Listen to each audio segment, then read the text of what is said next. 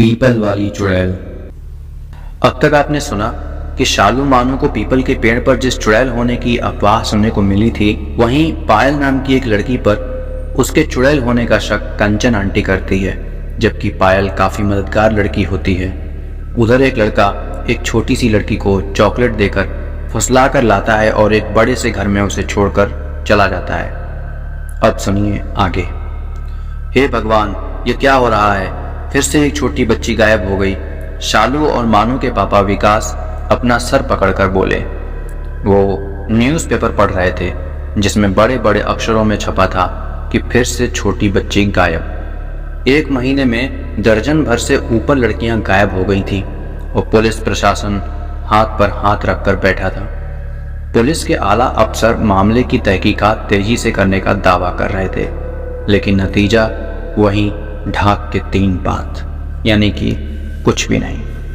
विकास अपनी दोनों बेटियों के लिए बहुत चिंतित हो उठा। सभी अभिभावकों का यही हाल था, पर करें तो क्या करें। कोई कहता लड़कियों को बेचने वाला गिरोह सक्रिय हो गया है, तो कोई चुड़ैल बच्चों को खा जाती है, ये कहकर माहौल को और डरावना बना देता। विकास ने नीता को बोला कि हम अपनी बेटियों के लिए किसी का विश्वास नहीं कर सकते, इसलिए उन्हें कहीं भी अकेले न जाने देना। ठीक है, मैं ध्यान रखूंगी। चिंतित होकर नीता ने सहमति जताई और फिर शालू मानू को स्कूल तक ले जाने और वापस ले आने के लिए मम्मी उनके साथ जाने लगी। अब उनको रास्ते में पायल कभी भी नहीं मिली। कई दिन बीत गए। एक दिन पुलिस की टीम को सूचना मिली कि शहर के बाहर बनी बड़ी सी पीली कोठी में कुछ गड़बड़ है, छापा मारा जाए। पुलिस ने छापा मारा तो वहां जो देखा उससे अच्छों के दिल दहल गए। कोठी में 5 से 10 साल तक की 4 छोटी बच्चियां बेहोश मिली। घर के फ्रिज में मानव का मांस मिला। मकान मालिक फरार था और नौकर पकड़ा गया। पुलिस ने जब उससे सख्ती से पूछा तो उसने जो बताया वो बहुत खौफनाक था। हमें बस इतना जान लेना पर्याप्त है कि लड़कियों को गायब कर उनसे अनाचार के बाद उन्हें मार दिया जाता था या बेच दिया जाता था। पुलिस का शक था कि वो नौकर और उसका मालिक मानव मांस भक्षक भी थे। दिमागी रूप से पागल थे वो दोनों शायद। खैर, जो 4 बच्चियां किस्मत से बच गईं, उन जीवित बची सौभाग्यशाली बच्चियों में वो बच्ची भी थी जो चॉकलेट के लालच में एक लड़के के साथ उस घर में गई थी। दूर से उस घर पर वही आंखें लगी हुई थीं जो उस दिन भी उस बच्ची और लड़की के पीछे थी। कुछ देर तक उस घर की तरफ देखने के बाद उन आंखों से आंसू गिरने लगे। अगले दिन की टीवी और समाचार पत्रों का मुख्य समाचार यही था कि किस तरह उस कोठी में मानव व्यापार हो रहा था, खास करके छोटी बच्चियों का। लोग उस बात पर काफी हैरान हुए कि इतने दिनों से उस कोठी में लड़कियों को गायब किया जाता रहा और किसी को भनक तक नहीं लगी। मगर अब सभी लोग निश्चिंत थे क्योंकि एक अपराधी पकड़ लिया गया था और उम्मीद थी कि अब दूसरों को भी पुलिस जल्द ही पकड़ लेगी।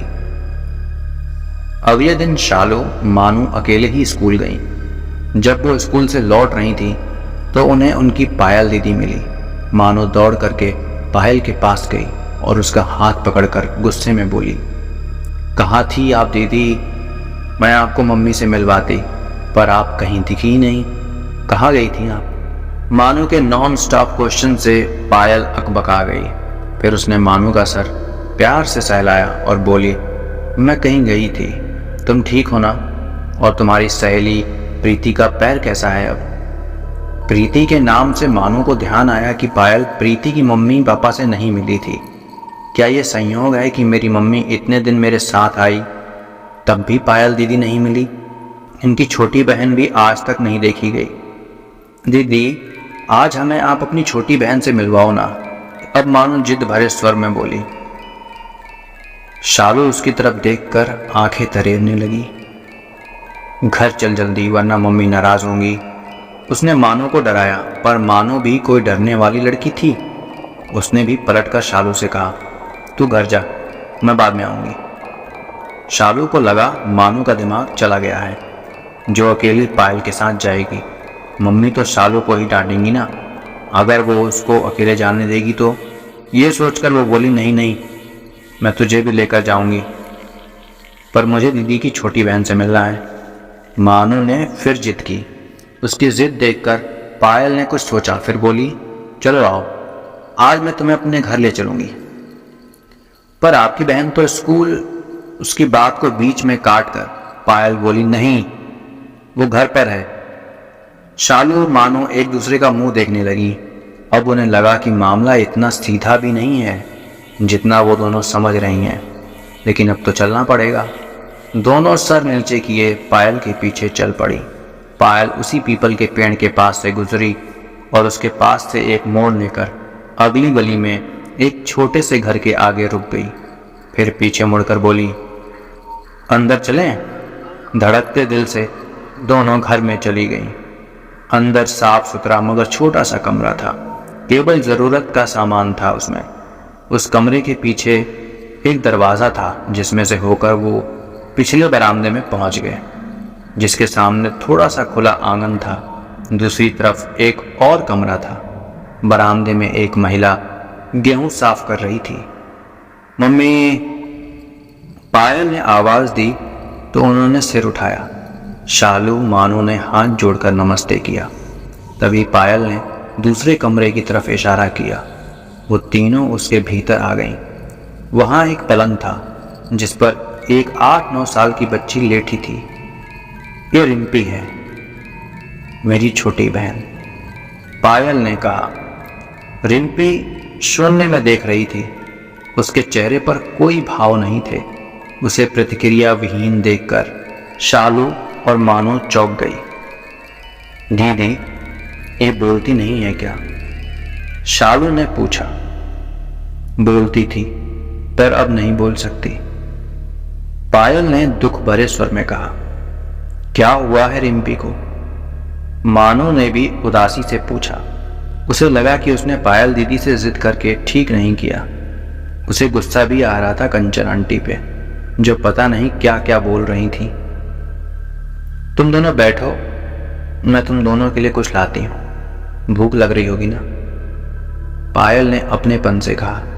नहीं दीदी, स्कूल में लंच किया था हमने, भूख अभी नहीं लगी है। शालू ने उनका हाथ पकड़कर उन्हें रोक लिया। सॉरी दीदी, हमने आपसे जिद की, मानो ने सिर झुकाकर कहा। सॉरी की कोई बात नहीं मानो, तुम भी मेरी रिम्पी जैसी छोटी बहन हो, तभी तो मैं तुम्हें भी अकेले घर नहीं जाने देती। शालू मानो का मुंह खुला रह गया। पायल दीदी उनके प्रति कितनी जिम्मेदार थी, बिना किसी रिश्ते के। कितनी अच्छी थी वो, और कंचन आंटी उन पर चुड़ैल होने का शक कर रही थी। अब तो मानो से रहा नहीं गया। वो पायल से बोली, दीदी आप मेरी मम्मी से मिलोगी ना? कंचन आंटी से भी, जिनको आप चुड़ैल लगती हो, उसने अपने भोलेपन से कहा। वो पायल के ऊपर लगे बेबुनियाद दाग को धोना चाहती थी, लेकिन पायल गंभीर होकर बोली, उनकी गलती नहीं है। शालू और मानो ने चौंक कर पायल को देखा।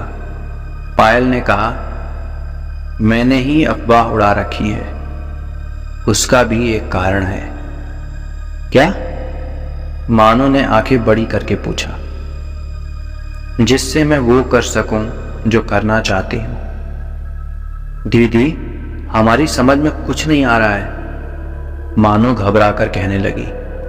मानो, रिम्पी के साथ स्कूल से आते समय कुछ बदमाश लड़कों ने जबरदस्ती की थी। 1.5 साल पहले की बात है। तब मैं इसे लेने जा रही थी और उस दिन और थोड़ी सी लेट हो गई। बोलते बोलते पायल उसी दिन में पहुंच गई जब वो रिम्पी को लेने जा रही थी। आज तो देर हो गई मुझे, रिम्पी गुस्सा हो रही होगी। साइकिल तेज चलाते हुए पायल सोच रही थी। वो रिम्पी के स्कूल पहुंचने ही वाली थी कि पीपल के पेड़ के पास उसे रिम्पी के चीखने की आवाज़ आई। वो घबराकर आवाज़ की दिशा में देखने लगी तो 4 लड़के रिम्पी को अपनी कार में डाल रहे थे। छोड़ो, छोड़ो उसे, वो चीखी। उसकी साइकिल एक तरफ गिर पड़ी। वो बदहवास होकर उधर दौड़ी और एक लड़के को पकड़ लिया। उस लड़के ने उसे तेज धक्का दिया। वो दूसरी तरफ गिर पड़ी और सामने से आती हुई एक कार से टकरा गई। बुरी तरह घायल होकर वो बेहोश हो गई। उसे 3 दिन बाद हॉस्पिटल में होश आया। रिम्पी को घर के पास अस्त व्यस्त हालत में बेहोश पाया गया। दोनों बहनों का काफ़ी दिन इलाज चला, लेकिन रिम्पी कभी भी नॉर्मल नहीं हो पाई। इज्जत आबरू की चिंता में उसके माता पिता ने यह घटना सभी को महज एक एक्सीडेंट के रूप में बताई, मगर उसके पिता को गहरा सदमा लगा और इसी डिप्रेशन में उसके पिता चल बसे। हादसे से उबरने में बहुत समय लगा, आर्थिक नुकसान भी बहुत हुआ। अपना बड़ा घर बेचकर वो उस छोटे से घर में आ गए, मगर पायल के भीतर क्रोध पलता रहा।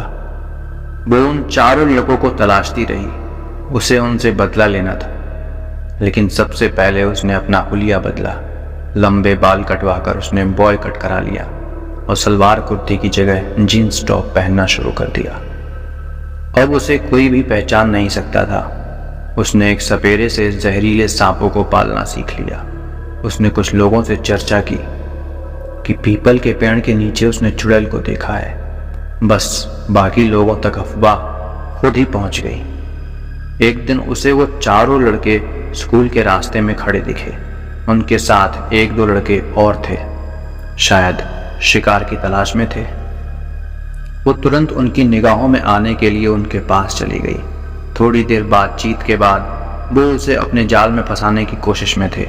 उन्हें क्या पता था कि कौन किसके जाल में फंस रहा है। उन चारों को वो अपने साथ पीपल के पेड़ के नीचे ले आई, जहां उसके पाले हुए सांप थे। पीपल का पेड़ बहुत घना था। इसी बात का फायदा उठाकर उसने उसकी डालियों के ऊपर सांपों की टोकरियां छुपा रखी थी।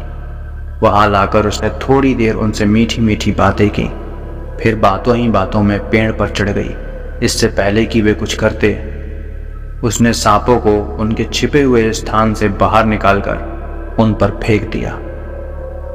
उसके बाद वही हुआ जो वो चाहती थी। सबको यही लगा कि सांप के काटने से ये सब हुआ है। बाकी काम चुड़ैल की अफवाह ने कर दिया। पर अब वो स्वयं को किसी की नज़र में नहीं लाना चाहती थी, इसलिए उसने भी इस अफवाह को हवा दे दी। मानो और शालू सारी घटना को सुनकर रोने लगी, मानो पायल के गले से लग गई। शालू बोली, दीदी आपने बहुत दुख पाया, मगर हमें क्यों नहीं बता दिया ये सब? और प्रीति के पापा मम्मी से मिले बिना आप उस दिन क्यों चली गई थी? पायल ने मानू को प्यार से खुद से अलग किया और उन दोनों के आंसू पोंछ कर बोली, तुम दोनों मुझे जब से मिली हो मेरी रिम्पी सी लगती हो मुझे, इसलिए बता रही हूं तुम्हें सब कुछ। उसने बताया कि उसे सभी छोटी बच्चियां अपनी रिम्पी का रूप लगती हैं। उसे लगता है कि कोई उनकी हालत रिम्पी जैसी ना कर दे, इसीलिए अब वो स्कूल से आती जाती लड़कियों के साथ अक्सर घूमती है, ताकि छुपे हुए जानवरों को उनको उनकी करने की सजा दे सके और छोटी बच्चियों को सुरक्षित रख सके। उस दिन प्रीति को डॉक्टर के क्लिनिक पर ले गई थी। तभी उसने देख लिया था कि एक लड़का छोटी बच्ची को चॉकलेट दे रहा था। शक्ल से ही चालाक लगते उस लड़के पर पायल को शक हुआ और वो उसके पीछे लग गई।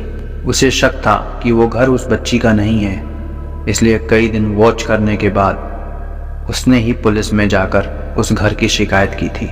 इस तरह उस कोठी में चलते घिनौने पाप का अंत हुआ।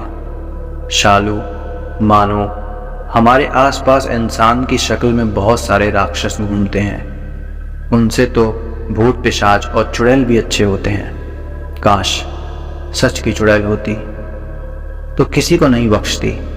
पर तुम दोनों किसी को ये बात मत बताना कि पीपल पर चुड़ैल नहीं है, क्योंकि मैं ऐसे राक्षसों को अपने तरीके से सजा देना चाहती हूँ कि एक डर का साया बना रहे। फिर शालू और मानू ने उनकी हाँ में सर हिला दिया और इस तरह से ये कहानी ख़त्म हुई। तो कैसी लगी आपको ये कहानी? आई होप आपको कहानी पसंद आई हो। वीडियो को लाइक कर चैनल को सब्सक्राइब कर दीजिएगा, क्योंकि ऐसी ही कहानियाँ हम आपके लिए लाते रहते हैं। अद्भुत चैनल आप सबके मंगलमय होने की कामना करता है। धन्यवाद।